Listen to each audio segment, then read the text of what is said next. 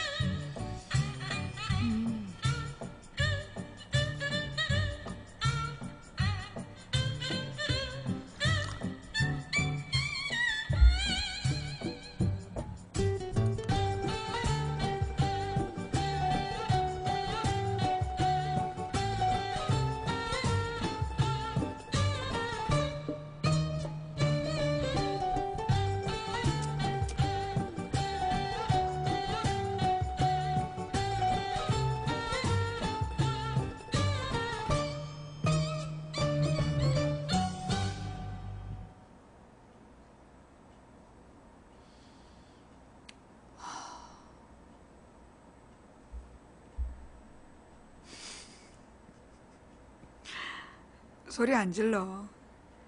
해가 졌잖아.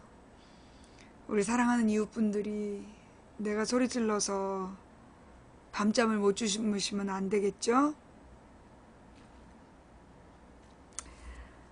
뭐 오늘 못 와서 미안하다 뭐 이런 얘기 하실 필요 없고요. 이 시간에 긴급 생방송인데 달려와 주신 여러분께 감사를 드립니다. 예. 뭐 감히 지금 이 시간에 JTBC 뉴스랑 맞짱을 뜨고 있는 이 망치 부인의 이 근거 없는 자신감은 어디서 온 걸까? 뭐 그런 생각도 좀 들고.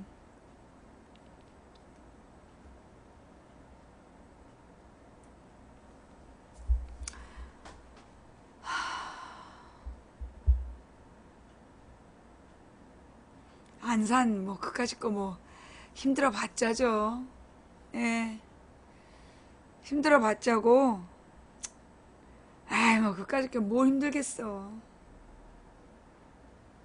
배는 좀 고파.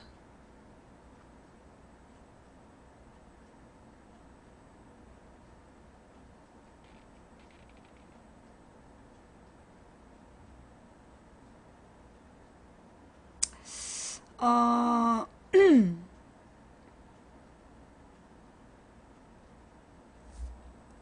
그, 제가 오늘 막 너무 화가 났어요. 예.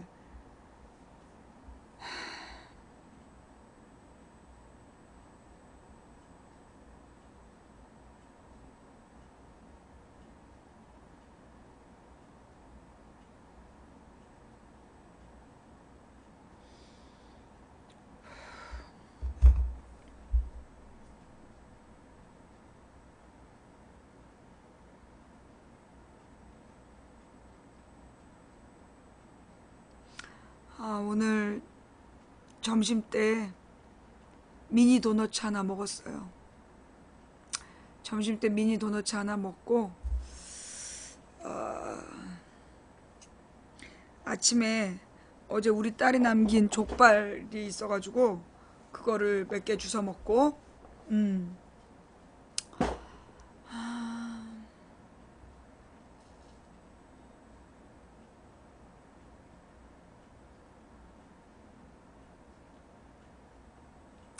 아니야. 세월호 안전공원이 내가 그 탁현민 때문에 속상해가지고 저녁 먹고 술 마셔가지고 내가 다 포기하고 저녁 먹고 술을 마셨거든. 그래서 안전공원이 안 되나 봐. 그래서 저녁 금식을 빼먹지 말아야 되겠다. 그런 생각을 하고 있는 중이야. 아이 뭐 골다공증 걸리라고 그래. 뼈가 아작이 나서 뼈가 아작 나가지고 뭐 빨리 가면 좋고.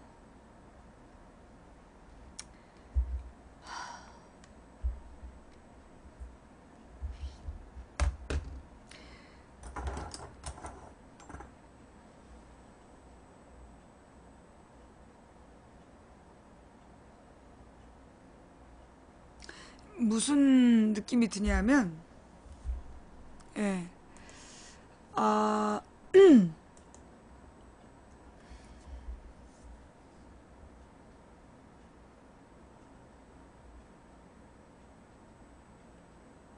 일단 같이 보고 얘기할까요? 그래요. 일단 객관적으로 우리 뉴스를 좀 봅시다. 네.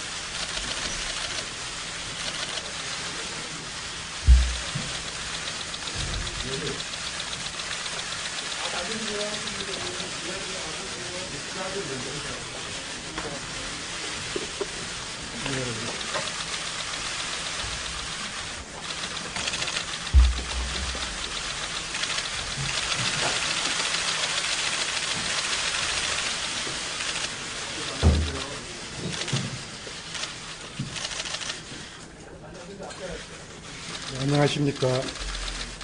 수고 많으십니다. 제가 법무부 장관 후보자로 지명된 이후 저와 관련된 여러 내용이 보도되었습니다. 오늘 이에 설명을 드리고 가능한 대로 답변을 드리도록 하겠습니다. 저는 1948년생으로 금년 70세입니다. 그 70년 인생을 되돌아볼 때 제가 저지른 가장 큰 잘못은 저의 20대 중반 청년 시절에 저질렀던 일입니다. 최근 언론을 통해 공개된 판결문에 담긴 내용입니다. 저는 당시 저만의 이기심에 눈이 멀어 당시 사랑했던 사람과 그 가족에게 실로 어처구니 없는 잘못을 저질렀습니다. 입에 담기조차 부끄러운 그 일은 전적으로 저의 잘못으로 변명의 여지가 없는 행위였습니다. 저는 즉시 잘못을 깨닫고 후회했으며 정신적으로 육체적으로 스스로를 치료하면서 제 생에 가장 힘든 시간을 보냈습니다. 그 후로 저는 오늘까지 그때의 그릇된 행동을 후회하고 반성하며 살았습니다. 학자로서 글 쓰는 이로 살아오면서 그때의 잘못을 한순간도 잊은 적이 없습니다. 저는 40여 년 전 20대 중반 젊은 시절에 엄청난 잘못을 저질렀습니다. 한 가지 말씀드린 것은 그 후의 후회와 반성을 통해 저의 이기적인 모습을 되돌아보고 참된 존중과 사랑이 과연 무엇인가에 대해 고민하게 되었습니다. 이 모든 사실은 제 아내도 잘 알고 있습니다. 젊은 시절의 잘못으로 평생 반성하고 사죄해야 마땅함을 이해하고 있습니다. 둘째, 저의 아들의 문제입니다. 잘잘못을 떠나 제 아이의 문제는 오랜 세월을 교육자로 살아온 제게는 참 아픈 부분입니다. 저희 아들은 재학하던 학교에 남녀 학생을 엄격하게 분리시키는 학칙을 위반하였습니다. 그리고 학내 절차를 거쳐 중징계 처분을 받았습니다. 제가 그 절차에 개입하거나 부당한 영향력을 행사한 적은 결코 없습니다.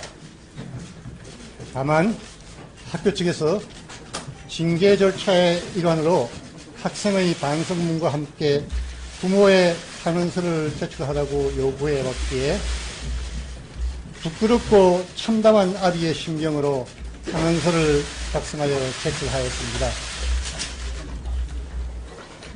절차에 따라 부모로서 청원의 말씀을 드리는 것일 뿐 부당한 영향력을 행사하지 않았다는 것을 다시 한번 말씀드립니다. 제가 쓴 탄원서에는 제 자식은 학칙에 따라 엄정하게 징계하더라도 상대방 학생에 대해서는 최대한 선처를 바란다고 썼습니다. 필요하시면 제가 제출한 탄원서를 공개하겠습니다. 선생님들이 아이들의 장래를 걱정해서 고심 끝에 결정하셨을 텐데 큰 누를 끼친 것 같아 죄송할 따름입니다. 마지막으로 제가 쓴 책과 글에 대해서 말씀드리겠습니다. 저는 평생 수많은 글을 써왔습니다. 지금 다시 되돌아봐도 부족한 글들입니다만 책과 글의 전체 맥락을 유념하여 읽어주실 것을 간곡히 당부드립니다. 다만 어떤 글에서도 여성을 비하할 의도는 추호도 없었으며 저 역시 한 사람의 남성으로서 남성의 본질과 욕망을 드러냄으로써 같은 남성들에게 성찰과 반성의 계기를 제공하고자 했습니다. 제 자신의 잘못에 더하여 자식 문제까지 말씀드리게 되어 송구스럽게 짝이 없습니다. 국민 여러분과 저를 아껴주시고 기대를 걸어주신 많은 분들께 깊은 사죄의 말씀을 드립니다.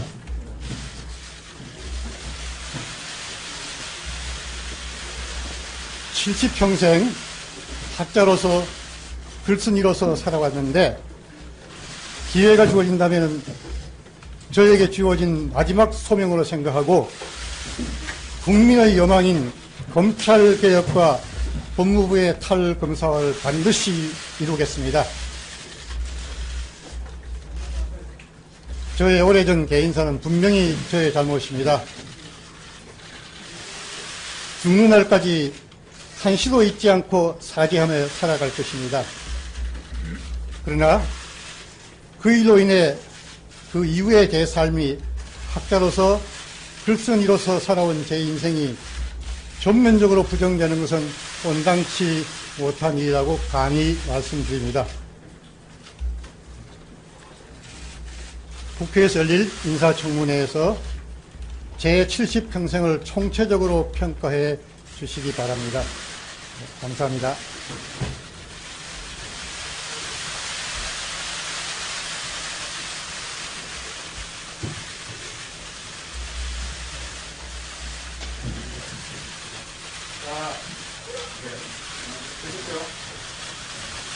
자, 이제 장례 중에 부탁드립니다. 약속 부탁드립니다.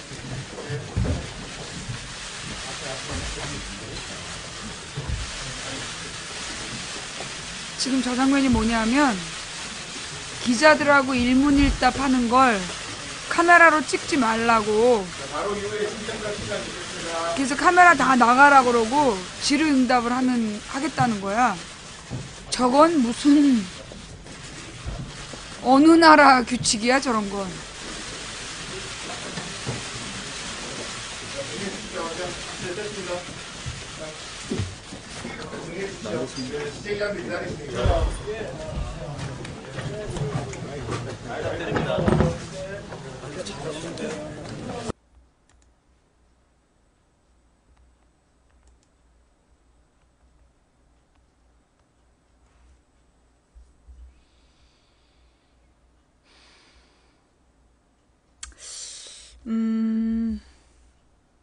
일단 지금 이제 그 안경환 법무부 장관 후보에게 제기됐던 의혹이 이 좀 잘못된 여성관 문제였죠. 예, 잘못된 여성관이 드러나는 책 내용. 그 다음에 이제 두 번째가 이 사문서 위조 일방적 혼인신고 사건. 예, 그래서 혼인 무효 소송 사건이 되겠죠. 그 다음에 이제 이 기숙사로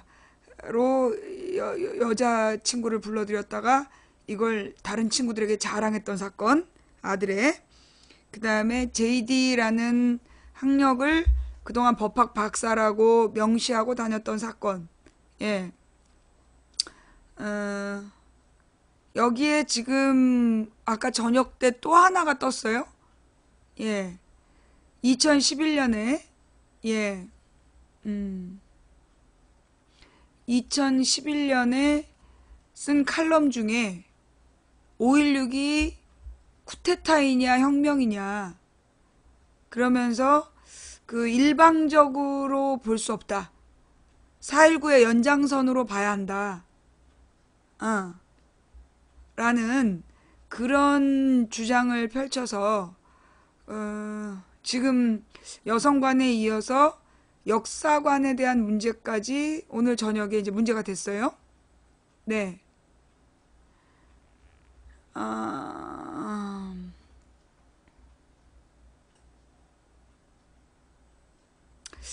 그 이제 장모비아 그거는 그 여성관, 잘못된 여성관 문제 중에 일부로 나왔던 예, 문제이고 자기 장모를 비하한 건 아니잖아요.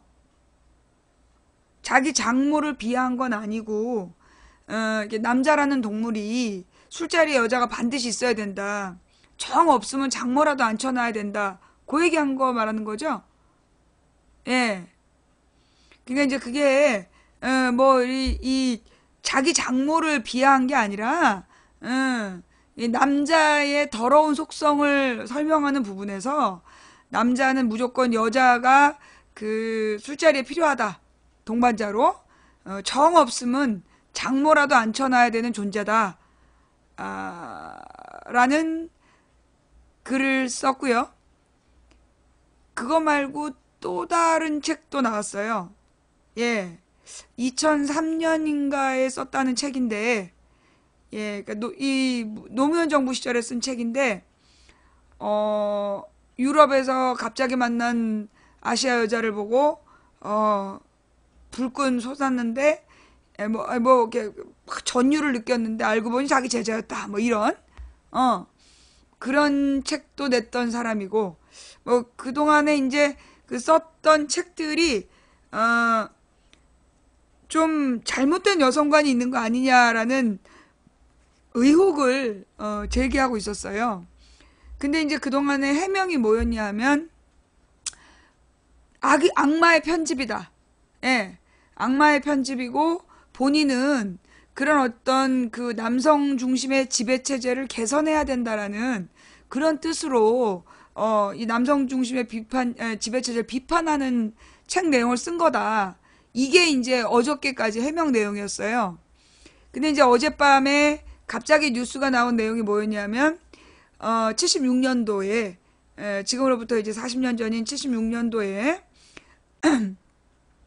뭐 가문의 소개로 사귀고 있던 5살 연하의 여자가 마음에 들었는데 그 여자가 결혼을 망설이니까 자기가 이제 나무 막도장을 찍어가지고 가짜로 이제 일방적인 혼인신고를 합의하지 않은 혼인신고를 해놓고 그 이제 기다리면 그 여자가 자기를 사랑하게 될 줄 알았다. 근데 이제 그걸 그 아가씨의 그 아가씨의 아버지 쪽에서 소송을 걸어서 이 혼인무효 소송을 했고 결론은 이제 혼인무효가 성사된 사건인데 예, 이거를 이제 그동안에 오늘 이제 어제 오늘 문재인 팬들이 문재인의 이제 스스로 묻지마 팬을 자처하는 사람들이 이거는 이제 뭐 그 사실 첫 번째 부인에게 첫 번째 부인과 이혼하면서 이혼이란 딱지를 남겨주지 않기 위해서 혼인 무효를 해준 거다라는 아름다운 로맨스다라는 얘기도 하고 그 다음에 또 뭐였다 그러더라 뭐 여러 가지로 여러 가지로 이제 해명을 하려고 그랬는데 본인이 그냥 사실이다. 예, 깨끗이 인정을 했죠. 예, 뭐 40년 전이다. 예, 그러면서 그런데 도대체 이 문서를 어떻게 빼냈느냐라고 이제 문제를 제기한 거예요. 여기에 이제 이 최민희 의원이 가세를 하면서 이 40년 전 문서는 폐기되게 되어 있는데 이게 이제 어떻게 바깥으로 나왔느냐 그러면서 지금 이제 오늘 하루 종일 논란을 일으켰던 모양이에요. 그런데 이제 아까 저녁 때 라디오에 나왔는데 이 사람의 이제 그 가족 관계를 그 자유당 의원이 띄워본 거야. 이제 그 무슨 그 재적 뭐시기를 띄워봤대요. 재적 증명을. 그랬더니만 그 첫 번째 결혼이 혼인 무효가 되어 있더라. 그래서 법원에다가 대법원에다가 민사소송 확인증을 요청을 했고 그래서 국회로 대법원에서 보내준 공문 서류를 통해서 확인된 내용이다. 예, 재적 등본. 네. 그래서 이게 무슨 과거에 청와대로 들어왔었던 무슨 자기가 자백한 내용을 이 사람이 이제 스스로 자기의 잘못을 자백한 내용을 뭐 청와대 무슨 비서진들이 바깥으로 빼돌리고 이런 내용이 아니라 그 자유당에서 공식적으로 대법원에다가 신청을 해서 민사소송의 결과를 통지받은 거다. 네. 라는 게 지금 밝혀졌고요. 예. 이게 이제 주광덕이라는 사람이 안경환 혼인 무효 판결 적법하게 입수했다. 정당한 의정 자료 요구로 제출을 받았다. 그래서 악의적인 정치 공세를 즉각 중단하라라고 지금 도리어 역공을 펼치는 네 이제 그런 와중에 있는 거죠. 그 다음에 이제 다음 사건은 이게 무슨 영화의 풍문으로 들었어?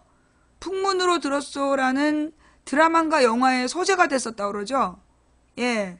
그러니까 이게 지금 이제 작년에 하나고의 내부 고발자 교사의 인터뷰 장면에 보면 드라마 작년에 이제 그 하나고의 그 내부 고발자 교사의 인터뷰 부분에 어떤 그 권력자의 자녀가 연관된 기숙사 문란 사건이 있었다. 기숙사에 그 문란 사건이 있었다라는 대목이 나온다고 하죠. 그 내용도 한번 좀 다시 갖고 왔으면 좋겠고. 그 사건이 이 안경환 아들 사건이 아니냐라는 네티즌의 추측인 거죠. 그 사건이다라고 지금 확인된 거는 아닌 것 같고요. 이 김현정의 뉴스쇼에 나왔던 내부 고발자 교사가 곤란하고 난처한 일을 겪게 됐던 사건. 예. 그게 이제 이번 사건이다라는 네티즌의 추측이고요. 근데 이제 객관적인 사건은 객관적인 현실은 뭐냐면 이제 이 안경환 후보의 아들이 고등학교 2학년 때 그 남녀 분리를 엄격하게 한 학교 규칙. 이 학교가 어떤 학교냐면 한 남학생이 과민성 대장 증상에 걸려서 화장실을 가는데 휴지가 없어가지고 모든 칸에 다 휴지가 없어서 여학생 화장실에 휴지를 가지러 들어갔다가 여학생들한테 걸렸답니다. 그래서 퇴학을 당했대요. 그만큼 이 학교가 기숙학교인데 남녀 구분을 엄격하게 하는 학교라 그래요. 예. 근데 그런 학교에서 여학생을 방으로 불러들였다는 거예요. 근데 이제 그 여학생이 자기는 사랑해서 그 요구를 따라줬는데 이 남자애가 그 내용을 친구들한테 자랑을 한 거예요. 그래가지고 이게 알려져서 징계위원회가 소집이 되고 그 1차 징계위원회에서 이제 그 중징계 퇴학 처리가 났답니다.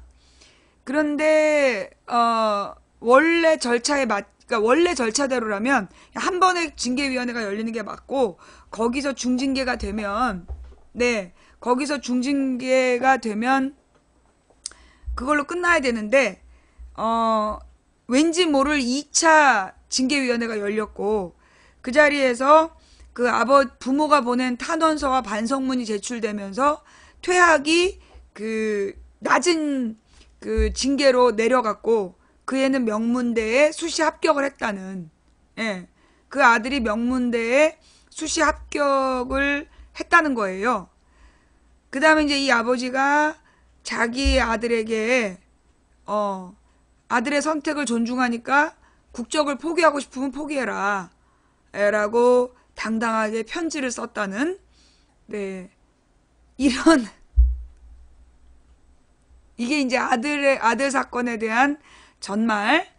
결국 이제 그 여학생은 그 첫 번째는 그 남자 아이를 믿고 방에 들어갔다가 친구들에게 알려져서 모욕을 당했고 퇴학당하는 줄 알았던 애가 퇴학을 당하지 않음으로써 3차 피해를 당하게 됐다는 사건.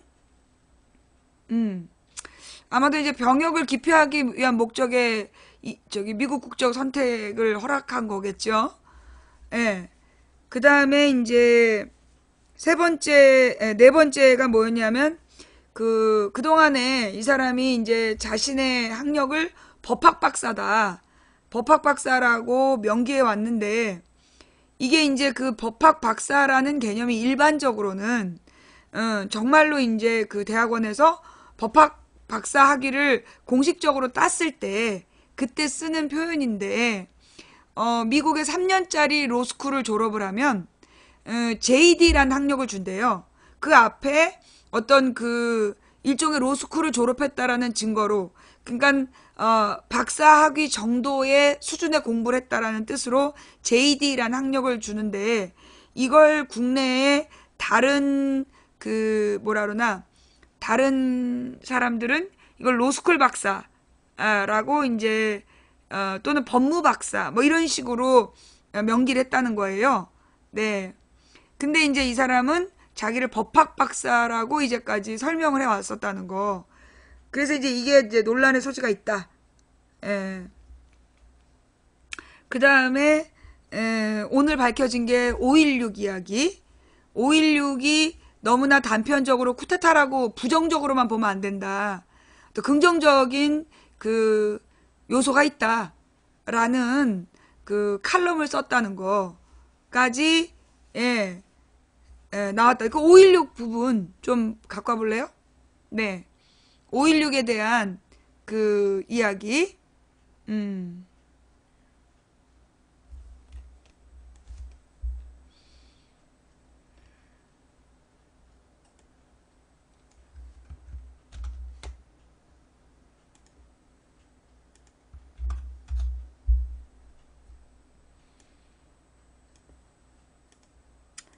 5.16 권력 찬탈 위한 쿠데타에 불과한가 물었던 안경환.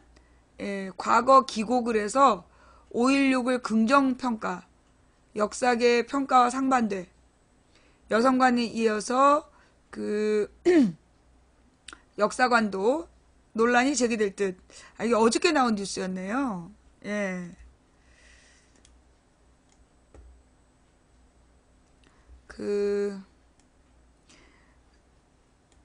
안경환 법무장관 후보자가 5.16을 4.19 혁명과 관계를 따져 긍정적으로 평가해야 된다는 입장을 밝힌 것으로 나타났다.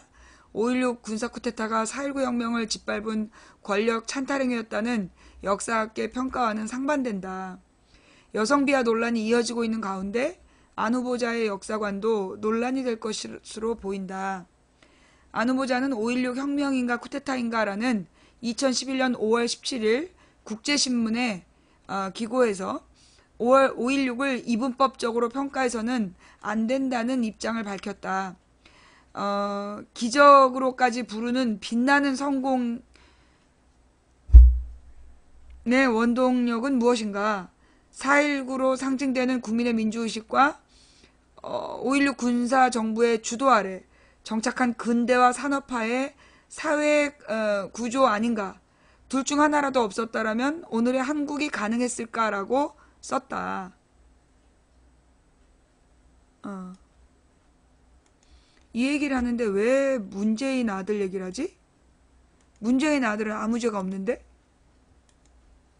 이 사람 진짜 뉴라이트인가? 왜 지금 이 문제를 가지고 문재인을 욕을 해? 응? 그지? 뉴라이트 사관이죠. 그러면서 안 후보자는 정권 따라 진퇴를 거듭하고 있지만 적어도 더 이상 군사 쿠데타는 상상조차 할 수 없는 세상이 되었다. 어디 그뿐인가. 지구상 최빈국의 굴레를 벗어던지고 비상하여 세계 최대의 부국 반열의 명함을 내밀고 있지 않은가.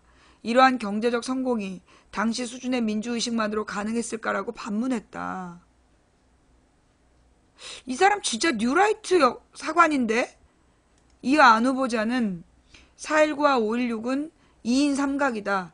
애초에는 서로 상반되는 이념이었을지 모른다. 그러나 결과적으로 그렇게 되었다. 모든 역사는 선 또는 악의 일변도일 수 없다. 정과 반이 합을 이루는 것, 이것이 역사다. 5.16 구국의 혁명인가 아니면 권력 찬탈을 위한 쿠데타에 불과한가? 굳이 양자택일 일도양단의 판정을 내려야 할까? 라고 썼다.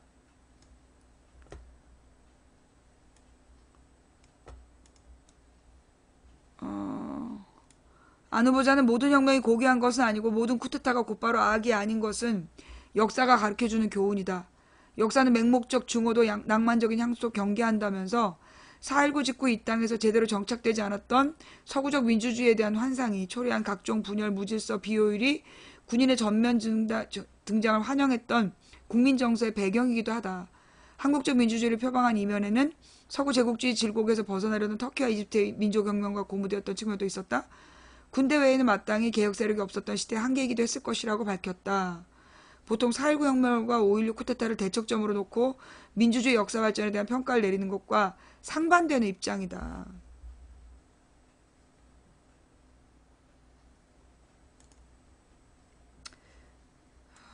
안 후보자는 지난 15년 지역의 세미나 포럼에서 4.19와 5.16은 조화 가능한가라는 제목으로 책에서 밝힌 내용과 비슷한 주장을 내놨다.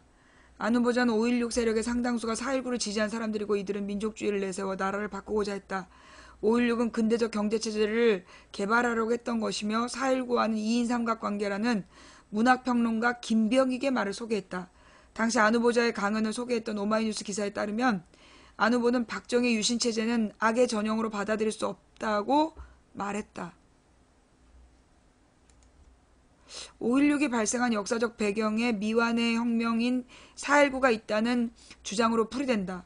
결국 4.19와 5.16은 따로 떼서 생각할 수 없다는 역사적 사건이고 쿠데타라는 5.16의 역사적 평가도 재고해봐야 된다는 주장이다. 안 후보자의 주장은 5.16 군사 쿠데타의 정당성을 오고하는 것으로 해석될 수 있다는 점에서 논란이 될 수 있다. 심용한 역사교육연구소 소장은 5.16 쿠데타가 없었으면 산업화가 안 됐을 것이라는 결정론적 주장이다. 비정상적인 방법을 통해서라도 산업화를 했어야 했다는 기성세대의 주장을 답습하고 있는 것으로 보인다고 지적했다. 5.16 당시 이를 지지하는 지식인이 있었던 것은 맞지만 의회 정치가 발전하지 못하고 혼란스러운 상황에서 정치 발전보다는 군사혁명이 옳다는 건 그 시대의 유화적 발상인데 이를 받아들이는 모습이라며 민주화와 산업화를 이루었으니 선진화 국가로 가야 한다는 이명박식 아젠더라고 비판했다. 그는 결국 말은 그럴싸해 보이지만 민주주의를 부정하고 산업화를 재생시키는 도구로 쓰인 것인데 이와 비슷한 주장으로 보인다며 적어도 개혁을 바라는 사회 분위기와 넓게 봤을 때 박정희 시대로부터 쌓아온 적폐를 해소하자는 취지로 보면 안 후보자의 생각은 올드하다라고 지적했다.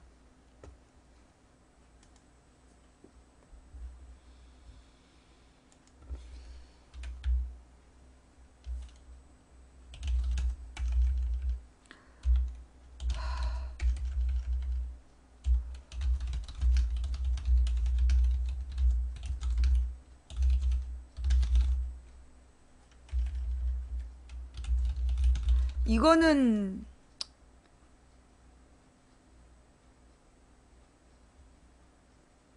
칼럼이잖아.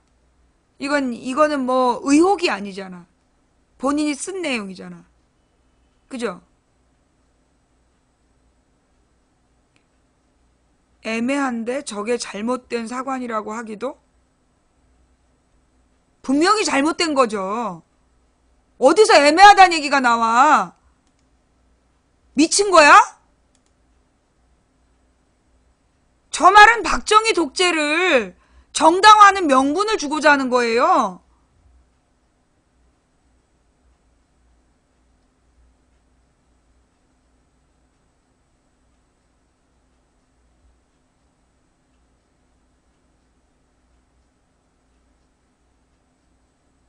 이 박정희의 군사 쿠데타를 합리화하는 저 따위 글을 썼다.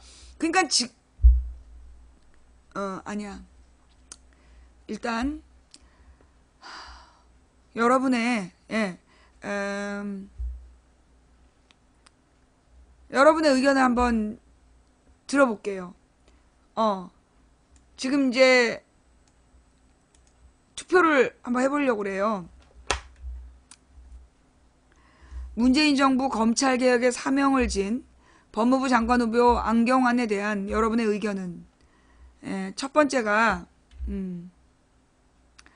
아주 오래전 사건이거나 본인의 잘못이 드러난 것이 아니니 청문회까지 지켜봐야 한다라는 보기가 1번이고요. 그 다음에 이제 두 번째가 안경환 후보자에게 제기되는 문제들은 상식적으로 인정될 수 없으니 사퇴해야 한다.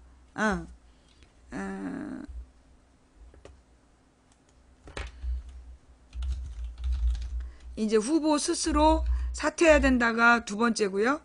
그 다음에 이제 세 번째가 문재인 정부에서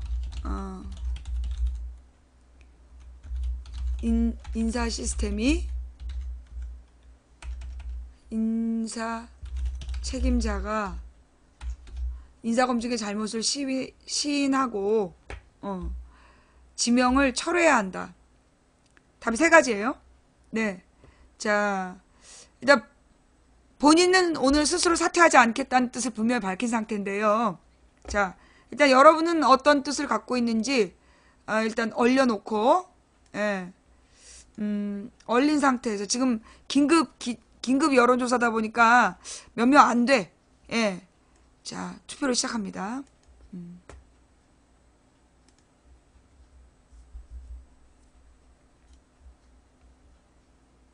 아니다. 오늘 이거는 이제 사람들이 많이 안 들어왔으니까 사람들이 좀 들어올 때까지 투표 시간 좀 길게 잡을게요. 보통 여론조사가 뭐 24시간 정도 하잖아요. 그죠? 24시간에서 1000명 정도 조사하는데 뭐 우리는 뭐 맨날 2, 3분짜리 그건 이제 뭐 한 6,000명 볼 때고 지금 뭐 한 2,000명 정도밖에 보고 있지 않기 때문에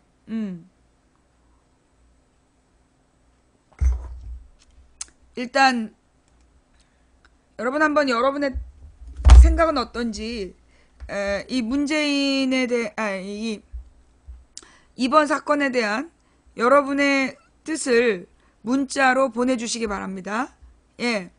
010-2294-2016으로 지금 여러분들의 문자 의견 010-2294-2016으로 여러분의 이 안경환 후보에 대한 여러분의 의견이 어떤지 좀 보내주시면 대단히 감사하겠습니다.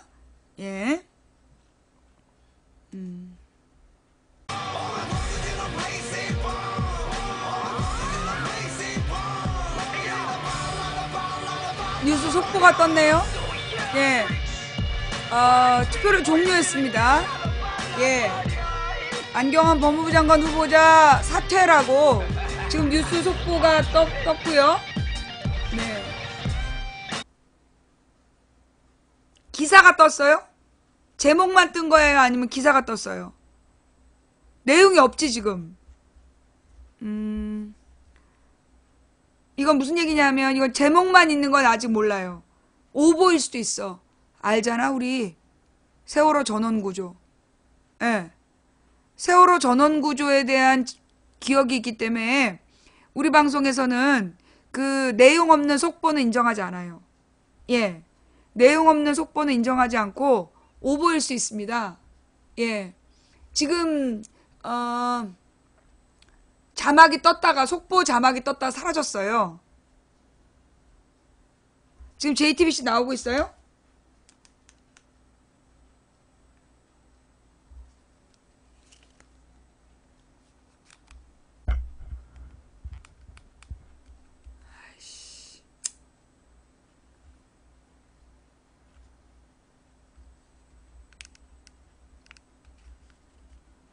안 나오고 있어 지금. 지금 JTBC에서 비하인드 뉴스 하고 있는데?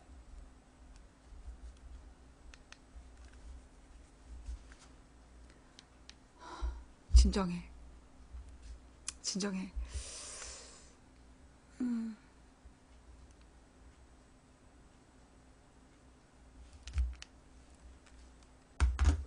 피해 여성의 도장을 위조한 후에 혼인신고서에 배우자란을 위조한 혼인신고서를 경남 밀양군 부북면장에게 제출함으로써 좀 들으면 이제 굉장히 자세하게 설명을 해줍니다. 그 어떻게 확인했냐 이런 얘기들이 나오게 되는 거죠. 네, 그렇죠. 개인적인 자료들이라 확인이 쉽지 않기 때문에 이제 바로 이 출처와 관련해서 여러 말들이 나왔습니다. 네. 그리고 주광덕 의원이 검사 방금 JTBC 자막으로 또 나왔어요? 비서관을 아이씨. 그래서 최민희 전 민주당 의원은 이제 이런 그 이력을 언급하면 그래서 안경환 내장자에 관한 40년 전 자료를 어디서 구했느냐 주광덕 의원님 답해달라 이렇게 얘기했고요. 예. 지금 사퇴를 했지만 안경환 후보자 역시 오늘 오전에 있었던 기자회견에서 상대가 공직자가 아닌 사람인데 아 참 JTBC 소리도 나가면 안 돼. 나가서 언론에 유출됐는지 그 절차에 대해서 의문이 든다 이렇게 말을 했습니다. 그러니까 누군가 뭐 정치적인 의도를 가지고 또 부적절한 방법으로 자료를 구해서 아이씨. 답을 해라 이렇게 이제 답을 했습니다. 네, 답을 했습니다. 오후에 국민의원 측에서요 보도자에 대해서 인사청문 요청안이 넘어왔습니다. 국회로. 거기에 나와 있는 제적등본을 분석하다가 혼인 무효 확정 판결 사실을 아까 내가 얘기했던 내용이야. 예. 일단 여기 또 나온다. 안경환 후보 사퇴.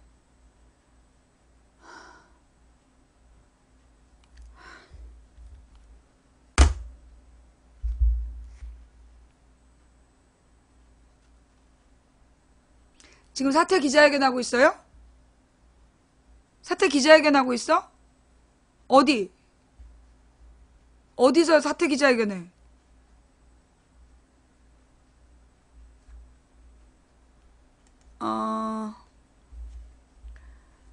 자,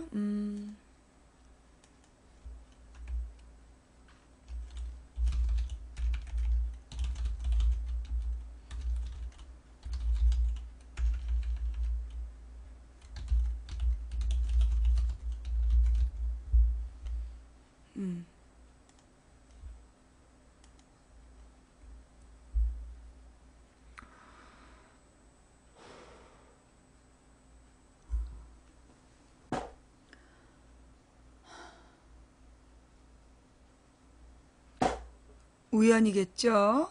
네. 우연히 우리 방에서 긴급 여론조사를 하고 있는데, 사퇴를 해버렸네? 이런 쓸모없는 여론조사를. 네. 또 영업방해를. 오늘 하루 종일 시간이 있었지 않아? 오전 11시부터 지금 이 시간까지 10시간 가까이 시간이 있었는데 뭐 하다가 내가 지금 투표하고 있는데 여론조사하고 있는데 내 아이템을 널널한 10시간 동안 뭐 하다가 개고생하고 들어와서 내가 방송 할까 말까 하다가 내가 방송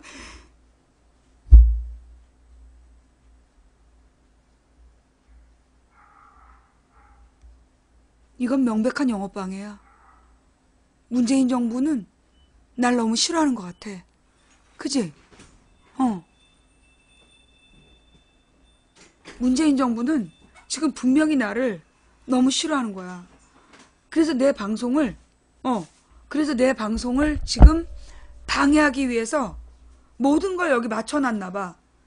그러니까 아까 내가 세월호 오늘 우리가 하루 종일 영업방해. 내가 11시에 집에서 나가야 되는데 11시에 기자회견을 하더라고. 그리고 내가 세월호 단원고 약전 읽기를 했지. 그동안 내내 안경환 얘기로 도배를 하게 하더니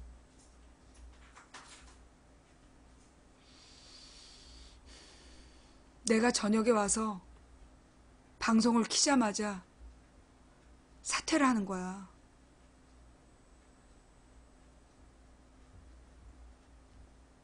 이걸 지금 우연이라고 얘기할 수 있을까요?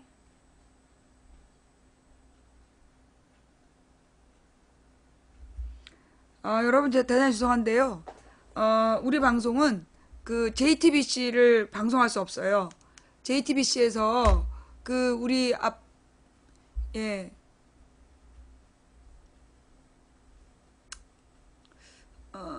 우리 아프리카에다가 저기를 못하게 하기 때문에 이것도 JTBC도 웃겨. 내가 보면 자막을 지워.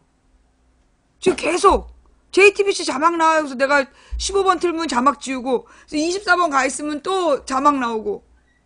니네 짰냐? 나 지금 그 JTBC와 연합뉴스에 연합뉴스 YTN에 나 왕딴 거야? 나만 그런 거야 지금? 자, 잠깐만요.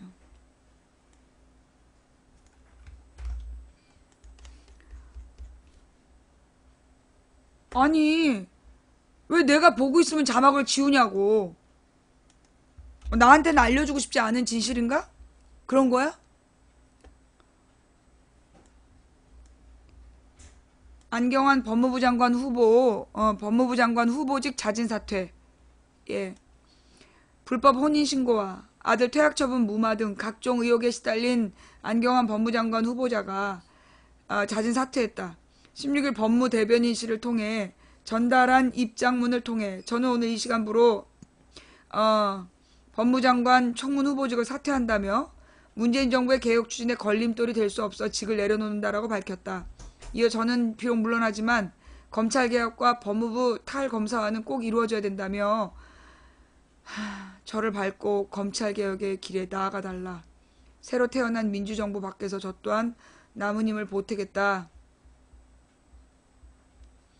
이 얘기를 왜 오늘 10시간 동안 놀다가 왜 지금 하냐고.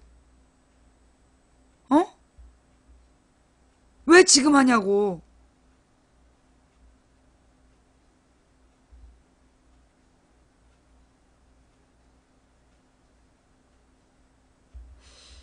문득 든 생각이 말이에요.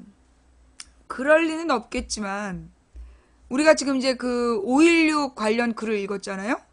예, 5.16 관련 글을 읽으면서 이거 뉴라이트 사관이다. 예, 우리가 지금 이게 뉴라이트 사관이다라고 문제 제기를 하고 있는 동안에 지금 이제 요 얘기가 나온 거야. 그죠?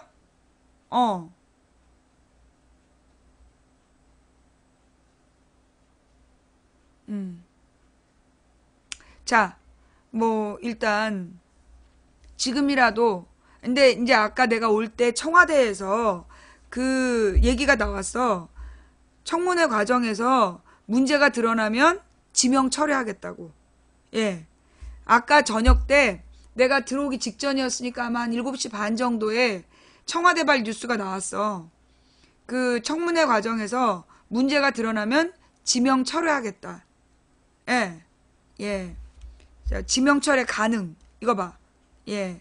요게 이제 그 저녁 때 뉴스가 나와가지고, 예, 7시 반쯤이었죠? 예. 그러니까 내가 이걸 딱 보고, 좀 힘을 보태주려고, 예. 안경환 본인이 사퇴한다면 말릴 권한이 없다. 그래서 7시 54분이네. 언론 통해 알았다. 청문회에서 결정적 하자 나오면 지명 철회 가능하다. 이게 이제 저녁 때 이미 나온 거야. 예. 이제 16일 안경환 법무장관 후보자의 몰래 혼인신고에 대해 검증되지 못한 부분이 청문회 과정에서 확인되고 결정적인 하자가 나오면 대통령이 지명 철회도 가능하다라고 말했다. 청와대 핵심 관계자는 이날 오후 춘추관에서 기자들과 만나 청와대 공식 입장은 상황을 예의주시하고 있다는 것이라며 그는 몰래 혼인신고가 결정적 하자가 아니란 질문에 대해서 이 문제가 결정적 하자라고 대통령이 생각하고 국민이 그렇게 생각한다면 당연히 이 문제는 그렇게 될 문제라고 생각한다. 씨발 뭔 얘기야. 여론의 동향을 예의주시하고 있음을 드러냈다. 아, 여론의 동향을? 아, 근데 우리 방에서 여론조사하니까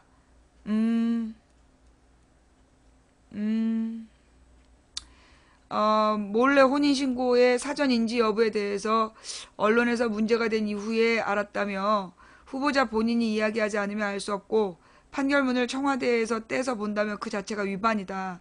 청와대 인사검증 시스템의 문제라고 볼 수 있지만 내밀한 부분은 우리가 몰랐던 게 맞다.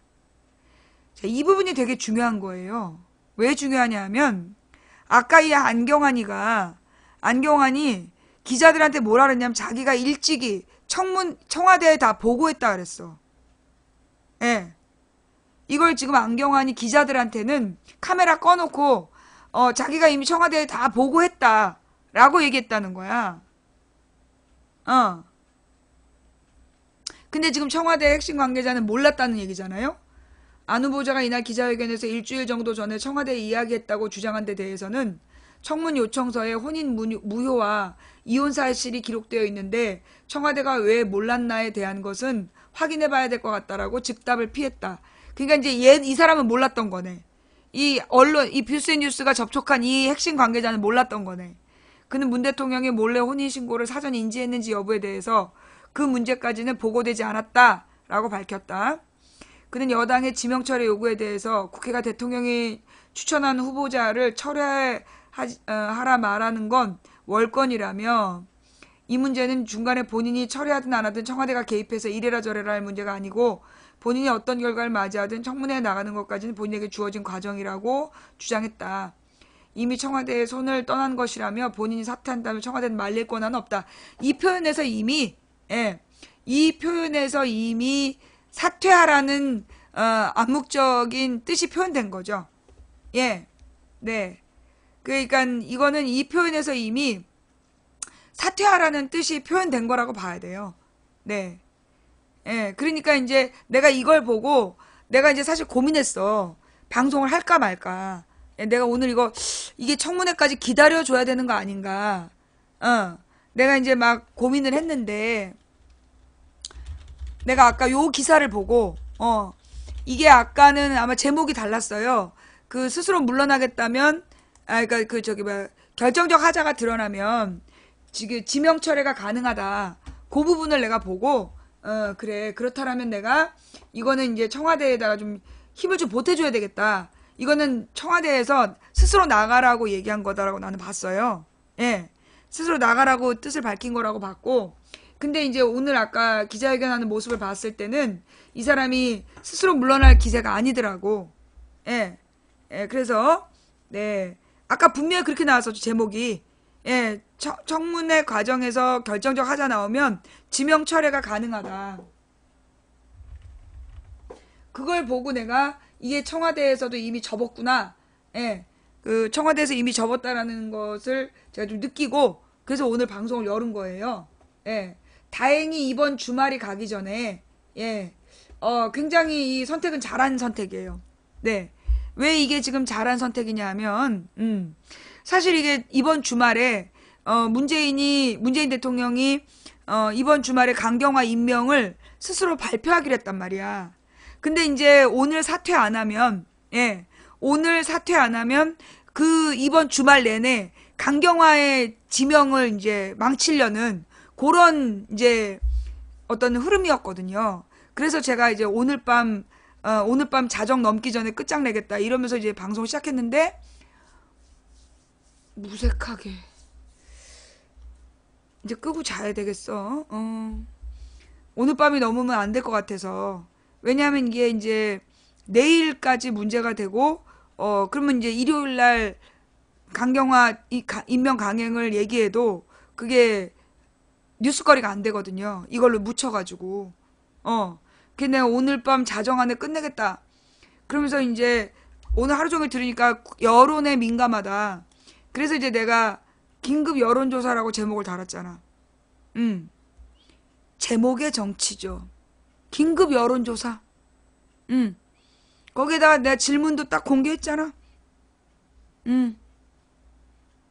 제목의 정치. 네, 바로 응답이 나온 건지 아니면 스스로들 이미 결정되어 있었던 건지 뭐 어쨌거나 네, 바로 답이 나왔고요. 뭐 혹시 나중에 딴소리 할까봐 제가 투표를 종료했는데 결과는 공개할게요. 결과 공개할게요. 아주 오래전 사건이거나 본인의 잘못이 드러난 것이 아니니 청문회까지 지켜봐야 된다. 81표. 부지런해. 81표. 그 다음에 안경환 후보자에게 제기되는 문제들은 상식적으로 인정될 수 없으니 후보 스스로 사퇴해야 한다. 요게 221표, 20.5%. 그 다음에 문재인 정부의 인사 책임자가 인사 검증의 잘못을 시인하고 지명 철회해야 된다. 요게 71.8%. 예. 그러니까 우리 국민 여론은 지명 철회해야 된다. 요게 굉장히 넓게 나왔는데, 그런데 이걸 발표하기 전에,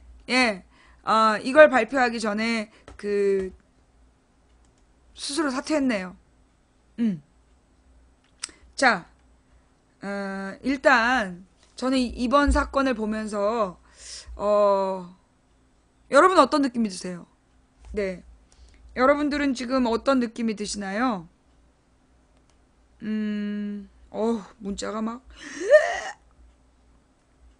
3번이요. 간단하게 하네요. 3번입니다. 네. 3. 지명철회. 지명철회 3번 사퇴. 예. 청와대 지명철회가 답 3번이에요. 청문회 전에 사퇴할 것.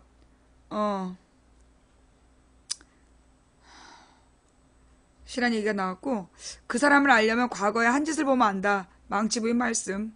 예, 지금 이제 망치 부인의 어록을 지금 조사 중이군요. 예. 자, 그래서 이제 지금 다 3번이라는 뜻을 지금 쭉 보내오셨고요. 사퇴해야 된다라고 2번 뜻을 보내오신 분도 계시고 3번이에요. 아주 간단하게 다들 3번이에요. 자, 근데 이런 의견도 있어요. 지명철회와 인사추천 검증 관련자도 사퇴시켜야 됩니다. 도를 넘어섰어요 라고 하셨고요.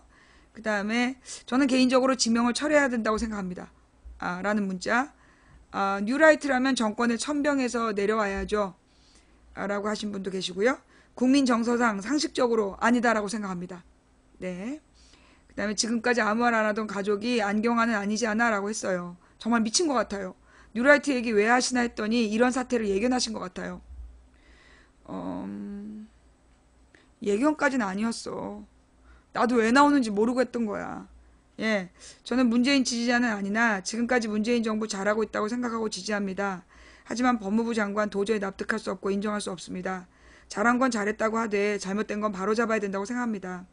무조건적인 지지는 되려 문재인 정부에 독이 될 것입니다. 아닌 건 아닌 겁니다. 라고 하셨고요. 예, 또 후보자 사퇴했답니다. 네. 그래요. 나머지 됐습니다. 더 이상 의견 안 보내주셔도 되고요. 예, 본인이 철회할 생각이 없으니 청와대에서 나서야 된다고 생각해요. 법무장관 말고 한 분 또 문제 있는 분 있던데, 노동부 장관이죠. 예, 바로 사퇴하는 것도 시간 끌지 않고 좋을 듯 하고요. 지금 본인이 의사표현을 안 한다면 조국이 사과하고 철회해야 된다고 봅니다. 라고 하셨고요. 청문회까지 반응을 보는 것이 좋겠다고 생각하는데 청문회 전에 사퇴나 지명 철회와 청문회 후에 하는 것과 어떤 차이가 있는지 궁금합니다. 답변 이건 안 해도 될 것 같고요. 일단 지대로 검증하는 문정부의 잘못이므로 민정수석이 직접 사과해야 됩니다. 그리고 지명 처리하고 한시라도 빨리 마무리 지어야 강경화 후보 지명을 강행할 수 있습니다. 아니면 강경화 후보까지 타격을 입을까 걱정입니다. 야, 역시 예, 저랑 같은 생각을 하셨군요. 예, 그래요. 자, 네, 예, 자, 너무 많은 의견이 들어와서 제가 다 마저 못 읽고요. 불길한 예감은 벗어난 적이 없죠. 네, 불길한 예감은 틀린 적이 없어요. 제가 제가 문재인 정부에서 처음에 인사 발표를 쭉 할 때 다 괜찮은데 조국이 걸린다. 그죠? 다 괜찮은데 지금 조국이 걸린다. 그러면서 제가 이제 얘기했던 거 기억나세요? 조국이 구멍 같다. 뭔지 모르겠는데 왠지 조국을 딱 보면서 조국이 좀 걸린다. 그랬어요. 네. 근데 이제 지금 이제 여기서 우리가 먼저 확인해야 될 건 이 사람을 조국이 추천했는지는 아직 확인이 안 된 거잖아. 그죠? 안경환을 조국 민정수석이 추천했는지에 대해서는 확인이 안 돼요. 왜냐하면 지금 인사 담당관이 조현선이라고 따로 있어요. 예. 그러니까 그 인사 담당관이 조현진인가 조현선인가로 따로 있어요. 조현옥. 예. 조현옥이라는 이름을 이제 따로 있기 때문에. 근데 이 조현옥이라는 이름이 어디서 익숙하단 말이야? 이 조현옥이란 사람 옛날에 어떤 사건에 연관된 사람 아니에요? 조현옥 왜 이름이 익숙하지?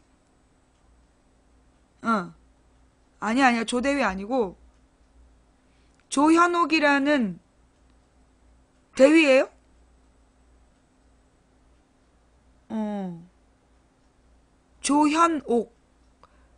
조현옥 참여연대.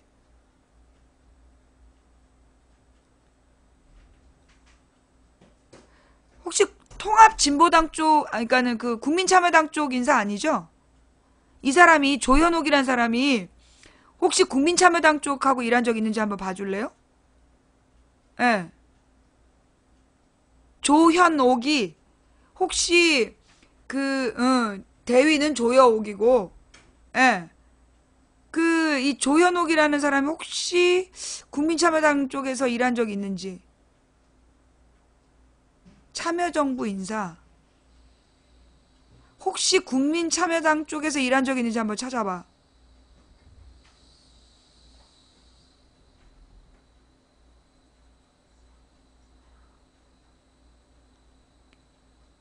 참여정부에서 일했다고요? 참여정부에서 일했으면 박 시장 쪽 사람이라고 볼 수 없어. 참여정부에서 무슨 인사 비서관을 했다면 이거는 박 시장 쪽 사람이 아니지. 예.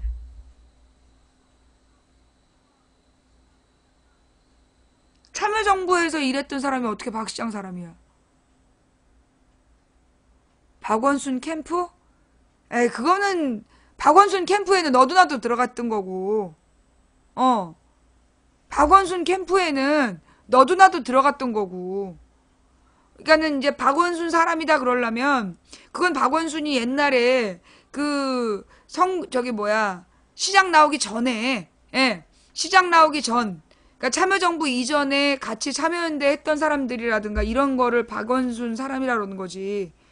근데 2011년이면 저게 아니야. 참여정부 출신의 박원순 캠프 결합자네. 그러니까 이제 참여정부에서 일했던 사람을 박원순 시장 캠프에서 썼던 사람.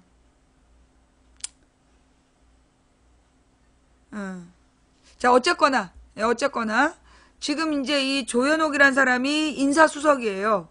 그래서 이 사람이 먼저 인사를 걸러내야 돼. 예. 먼저 이렇게 걸러내야 되는 사람인데 이 문제의 핵심은 뭐냐면요. 본질적으로 들어가서 안경환이를 내가 볼 때는 청와대에서 제대로 검증 안 했을 것 같아. 나는 지금 지금 이제 청와대 책임론이 부상되고 있는 거잖아. 현재 잠깐만 집중 좀 해봐봐. 지금 이제 이 문제에 대해서 요거는 이제 청와대 책임론이 부상되면서 그래서 지금 이제 조국도 책임져야 된다. 그거 아니야. 조국이랑 인사 담당자가 책임져야 된다. 이게 이제 지금 이제 여론인데 여기에 대해서 내가 그 얘기를 하고 싶어서 얘기하는 거야. 하고 싶은 얘기가 있어요. 무슨 얘기냐면 내가 볼 때 이 안경환에 대해서는 이번 청와대에서 그렇게 꼼꼼하게 검증 안 했을 것 같아. 왜냐하면 이 사람이 노무현 정부 때 인권위원장으로 검증을 받았어. 예. 그러니까는 인권위원장으로 노무현 정부에서 세운 사람이에요. 네. 그래서 이 사람이 노무현 정부에서 한번 검증을 받고 인권위원장이 됐고, 그런데 이명박 정부에서 뭔가 안 맞아가지고 그만둔 사람인 거야. 예. 그니까, 예. 여성 정치 세력 민주연대. 그 조현옥이, 그러니까 참여연대는 아닌 거잖아. 자, 그러니까 이제 무슨 얘기를 하고 싶은 거냐면, 그러니까 이제 이 사람을 참여정부 후기에 보니까 이게 2006년인가 조사를 했더라고. 예, 2006년인가에 청와대에서 이 사람을 인권위원장으로 검증을 한 거야. 근데 그 당시에 안경환이를 이게 조현옥이 아니라 안경환이 그랬다고. 그러니까 06년까지 무슨 민주연대를 하다가 들어왔다는 거야. 자, 집중해봐. 딴 얘기하지 말고. 자, 여러분. 지금 딴 얘기하지 말고 집중하세요. 딴 얘기하지 말고 집중. 지금 이 안경환 문제에 대해서 이 인사 검증 시스템의 문제가 지금 부상을 한 거야. 내가 그 말에 대한 책임이 있기 때문에 내가 지금 얘기를 하는 거예요. 자, 여러분. 내가 제일 먼저 조국이 걱정된다. 조국이 구멍 같다라고 얘기했던 첫 사람인 거 알죠? 그죠? 나는 처음부터 조국에 대해서 신뢰하지 않았어. 분명히 알지? 그 다음에 나는 지금 조현옥에 대해서도 얘가 국민참여당에서 이랬는지 한번 확인해봐라. 난 조현옥도 모르고 믿지도 않는 사람이야. 알죠? 이 두 사람이 지금 청와대 인사 책임자야. 두 명이. 근데 이 두 사람에 대해서 지금 책임론이 지금 부상하고 있는 상황이야. 자, 그런데 내가 지금 내가 하는 말이니까 좀 들어주세요. 집중해서. 무슨 얘기냐면 이 사람에 대해서 내가 오늘 하루 종일 뉴스를 쭉 들어보니까 제대로 검증을 안 했겠구나 싶어. 노무현 정부 말에 2006년도에 그 당시에 이 사람이 인권위원장으로 추천이 됐고 그때 청문회를 안 했어. 청문회를 안 하고 노무현 정부 안에 청와대 인사수석실 뭐 이런 데서 대충 검증을 해가지고 얘를 인권위원회로 보냈단 말이야. 근데 그 당시 2006년이 내 기억에 어땠냐면 청와대가 가관도 아니었어요. 예. 그때 그 비서실장이 약간 좀 이상한 사람이라서 그때 청와대에 온갖 쓰레기들이 다 몰려 들어갔어. 2006년에. 예. 2006년에 청와대 상황이 막 쓰레기들이 다 모여 들어갈 때였어.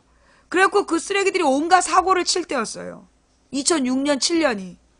그래서 그때 그 변양군 사건도 터지고, 그러면서 막 끼리끼리 막 그게 뭔 죄냐 이런 얘기를 했던 때가 2006년 청와대야. 그리고 그때 노무현 대통령은 완전히 막 모든 지지자들이 잃고 고립되어 있던 그런 상황. 그러면서 그때 노무현 대통령이 2005년 말부터 나쁜 사마리아인을 읽으면서 신자유주의에 대한 비판을 하자 그랬는데 그때 청와대가 쌩까는 분위기였어. 내가 그걸 분명히 2005년 겨울에 들은 기억이다. 그 상황이었던 거야. 그러니까 그들이 인사검증을 해서 인권위원장으로 내보냈는데 지금 이번에 조현옥이나 조국 같은 사람들은 그 당시에 아마 걸렀을 거다. 그 당시에 걸렀을 거라고 보고 꼼꼼하게 점검을 안 했을 것 같아. 예. 그러니까 이제 이 사람들은 그래도 노무현 정부에서 이 사람들은 기본적으로 노무현 정부에 대한 신뢰감이 있잖아. 노무현 정부에 대한 신뢰감이 있기 때문에 노무현 정부에서 인권위원장으로 그 검증을 한 사람이니까 더 꼼꼼히 할 필요 없다라고 판단했을 것 같아. 그리고 이 뭐라 그러나 조국하고 딱 엮은 건 언론이었어요. 조국과는 스승과 제자 사이였다. 그렇게 따지면 실제로 서울대 법대 중에 이 사람이 이 안경환의 제자인 사람이 한둘이겠어? 근데 이제 이 서울대 이 조국하고의 사제 관계라고 딱 얘기를 해서 안경환이랑 연결을 시켰단 말이야. 언론에서. 그런데 이 안경환이에 대한 문제점을 이미 쟤네들은 상당수 알고 있었다는 거죠. 그죠? 왜냐하면 박근혜 정부 때 다 사찰했을 거 아니야. 야권 인사들을. 이명박 박근혜 정부 때 야권 인사들을 다 사찰했을 것이고 그 아들 문제나 이런 것들을 다 쟤는 알았을 거란 말이야. 그러니까 안경환하고 이 조국하고를 이제 딱 묶어두면서 이 밑밥을 깔아준 거죠. 그래서 이제 이 조국까지 같이 날리겠다. 그랬을 가능성이 난 있다고 봐. 예. 그랬을 가능성이 난 좀 있다고 보고요. 무엇보다 이번에 이제 주머시기가 이제 면사무소에다 신청해갖고 서류를 받았다 그랬잖아. 근데 우리가 대법원에다 서류를 신청하면 15일 정도 걸리더라고요. 예. 우리가 대법원에다 어떤 서류를 신청해서 받는데 보통 15일은 걸려. 근데 이 안경환이가 지금 나온 지 며칠 안 됐잖아. 그치? 안경환이가 나온 지 며칠 안 됐는데 그동안에 재적증명을 떼고 그리고 대법원에서 소송까지 바로 받았다. 그러니까 이제 나는 이게 과연 대법원에서 그렇게 빨리 가능한지 국회에서 뛰면 빨리 되는지 모르겠는데 국회에서 뛰면 그게 국회 의정 활동이기 때문에 대법원에서 신속하게 자료를 보냈는지는 모르겠지만 예. 네. 그래서 쟤네들이 굉장히 많은 자료를 준비해 놓고 있었던 것 같다. 그리고 지금 이제 이 안경환 문제를 띄운 건 강경화를 낙마시키기 위한 수다. 예. 강경화를 낙마시키기 위해서 문재인 인사에 대한 전반적인 신뢰감을 반감시키려는 목적으로 이 문제를 막 지금 터뜨린 거야. 다음 주에 청문회 때 얘기하자는데 계속 지금 안경환 문제를 터뜨리고 있는 건 쟤네들은 이미 알고 있었을 거다. 알고 있었을 거다라는 생각이 들고 강경화를 막기 위해서 지금 막 던지게 했을 거다라고 나는 생각해요. 그리고 조국과 조현옥이 분명히 실수를 했다. 분명히 실수를 했고 꼼꼼하게 다시 살펴봤어야 됐는데 그러지 않았다는 거. 그거는 분명히 인사책임자들로서 둘이 실수를 한 건 맞다. 근데 이 사람들이 왜 제대로 검증을 못했을까? 그건 06년에 노무현 정부에서 충분히 검증했을 거라는 막연한 신뢰감을 가지고 했을 것 같다. 예, 라는 생각이 들고요. 그래서 제 생각에는 이번 문제는 조현옥과 조국이 사과할 문제라고 봐요. 예. 조현옥과 조국이 사과를 해야 될 문제가 분명하다. 예. 물론 솔직한 내 마음은 사실 좀 의혹이 있어요. 왜냐하면 이 사람의 지금 조금 아까 그 5.16에 관한 역사관은 이거 분명히 뉴라이트 역사관이거든? 네. 분명히 뉴라이트 역사관인데 솔직히 내가 지금 좀 당황하는 건 뭐냐면 이번 주에 내가 원하지 않게 계속 뉴라이트에 대한 얘기를 했잖아요. 그죠? 지난주부터구나. 지난주부터 내가 이상하게 뉴라이트 얘기를 했단 말이야. 그러면서 신자유주의와 뉴라이트의 관계를 어저께도 정리해서 올리고 그게 왜 관계되어 있는지 몰랐어요. 예. 그런 관계가 뭔지 모르고 계속 나는 뉴라이트에 대해서 떠오르는 대로 막 이야기를 한 거야. 그랬는데 지금 아까 그 5.16에 대한 역사관을 딱 보니까 이거네 싶다. 그러니까 아까 우리 시청자 그랬잖아요. 망치 부인이 예견한 거 아니냐. 저도 잘 몰라요. 솔직히 얘기해서 잘 모르겠는데 그 마크롱 문제와 이 뉴라이트들에 대한 이야기들을 제가 왜 저는 이제 마이크가 켜지면 제가 하고 싶은 얘기가 아니니까 그냥 나오는 대로 떠벌렸는데 그 나오는 대로 얘기했던 내용이 지금 이 기사하고 딱 매치가 되면서 5.16과 연관되면서 지금 어저께 제가 그런 얘기를 했어요. 청와대 안에 뉴라이트 있다. 그죠? 예, 지금 문재인 주변에 뉴라이트가 있다. 라는 이야기를 제가 이렇게 딱 얘기를 했단 말이에요. 그래서 아마도 여러분들이 그래 뉴라이트가 있는 것 같아 라고 판단하고 이 상황을 지금 볼 것 같아요. 근데 내가 볼 때 지금 내가 그 인사 시스템을 어떻게 알겠어. 근데 이 하나님께서 방송을 시작했는데 조금 아까 주신 느낌이 이 사람들이 제대로 검증을 못했을 거다. 참여정부에서 꼼꼼하게 따졌을 거라고 보고 아마 이쪽 사람들이 믿고 그냥 지명했을 가능성이 있다. 예, 라는 그런 느낌을 이제 주셨어요. 그래서 내가 조국에 대해서도 의심하고 조국이 뉴라이트가 아닐까라는 의심이 있고 그 다음에 이 조현옥에 대해서도 분명한 의심이 있습니다. 근데 그리고 이번 문제는 100% 둘의 실수예요. 예. 특히 저는요 다른 것보다 이 아들 문제, 저는 이 아들 문제가 되게 크다고 생각해요. 예. 이 본인도 옛날에 그 이제 혼인신고 문제도 불법이고 근데 그 당시에는 그게 그렇게 심한 벌을 받지 않았대요. 옛날에는 이게 그렇게 심한 벌이 아니었다는 거야. 이 혼인신고 사건이 그 당시에 그렇게 큰 사건이 아니었고 90년대 어떤 연예인을 누가 몰래 혼인신고한 사건이 터지면서 그래서 법이 강화된 거래. 그래서 지금은 징역형이지만 그 옛날에 그 가짜 혼인신고는 그렇게 심각한 문제가 아니었다는 거예요. 불법이 아니었다는 거야. 자, 그렇다면 뭐냐? 우리가 이 문제를 가지고 법률 불소급의 원칙에 따라서 이걸로 비판할 수 있는 문제는 아니다. 다만 이 사람의 여성관을 알 수 있는 사건인 거죠. 이 사람이 여자를 얼마나 우습게 알면 그렇게 동의를 받지 않고 지 맘대로 도장을 위조해가지고 특히 법을 공부한다는 사람이 혼인신고를 해버릴 수 있을까?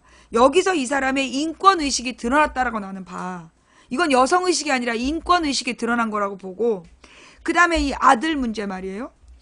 이게 자식은 부모를 닮게 되어 있는데 이 부모가 어떻게 자식을 키웠으면 그 엄격한 학교의 학칙을 어기고 그런 짓을 아들이 했겠냔 말이야. 나는 여자친구를 불러들인 것까지도 나는 용서하려고 했어. 근데 내가 분노했던 건 뭐냐면 그 여자친구를 방으로 불러들였던 걸 다른 남자애들한테 자랑을 했다는 거 아니야. 그래서 그 여자의 명예를 훼손했다는 거야. 이거는 그 남자아이가 기본적으로 인간적인 인간으로서 해서는 안 되는 반인권적인 생각을 갖고 있구나. 그럼 이건 그 자식을 그렇게 키웠다는 얘기거든요. 인권에 대한 의식을 교육하지 못했다는 얘기야. 이런 사람이 어떻게 인권위원회를 할 수 있었는지, 인권위원장을 할 수 있었는지.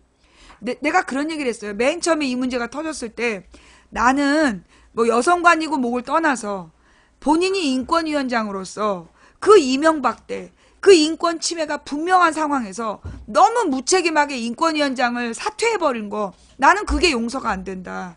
그게 바로 무책임의 증거다라고 제가 얘기를 했잖아요. 기억나시죠? 저는 여성관이나 이런 것보다 저는 제일 먼저 이 사람의 문제는 그 인권위원회 사람들이 축소된다고 사퇴했다는 거야. 나는 그게 말이 안 된다. 이명박이 얼마나 인권을 탄압하는데 끝까지 혼자서라도 남아서 싸웠어야지. 그렇게 무책임하게 내팽개치는 것은 굉장히 무책임한 사람이다. 나는 그래서 이 사람이 잘못된 사람이라고 생각한다라고 내가 어저께 방송에서 얘기했죠. 어젠가 그저께 방송에서 딱 얘기를 했어요. 그리고 나서 이 여성관 문제를 어저께 읽으면서 이거는 악마의 편집이 아니다. 이 사람은 인간관의 문제. 내가 어제 그 얘기도 했잖아. 이건 인간관의 문제다. 이건 여성관의 문제가 아니라 인간관의 문제다. 남성들이 다 이렇지 않다. 우리 남편은 신랑이 아니냐. 내가 그런 얘기, 남자가 아니냐. 정상적인 남자들은 그런 생각 안 합니다. 이 사람이 쓰고 있는 이건 남성의 일반론이 아니었어요. 그래서 제가 느낀 건, 이 사람의 인간관에 문제가 있다라고 제가 느꼈던 거였거든요. 예. 그러면서 제가 든 생각이 뭐냐 하면,